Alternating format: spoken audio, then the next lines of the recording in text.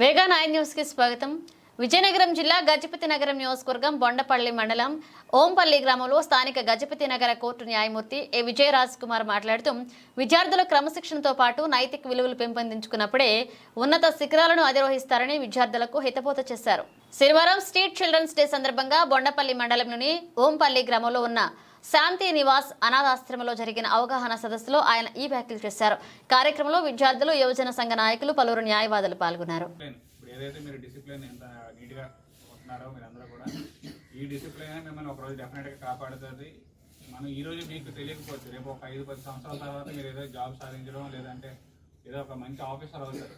ఏదో జడ్జి అవ్వచ్చు, లాయర్ అవ్వచ్చు, పోలీస్ అవ్వచ్చు, లేదంటే టీచర్ అవ్వచ్చు, ఏదైనా అవ్వచ్చు, ఏదైనా సాధించవచ్చు. కానీ ఈరోజు మీరు ఏదైతే డిసిప్లిన్ కలిగి ఉంటున్నారో డెఫినెట్గా కూడా మీకు వంటి డెఫినెట్గా కాస్తుంది. రేపు మీరు ఇట్లాగే నించొని మీలాంటి ఒక 100 మందికి డెఫినెట్గా చెప్తారు.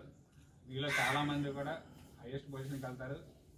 ఒక్కరు గుర్తుపెట్టుకోండి, అంత హైయెస్ట్ పొజిషన్ రీచ్ అవ్వాలంటే మనకు కావాల్సింది క్రమశిక్షణ, ఒబీడియన్స్, హంబుల్నెస్.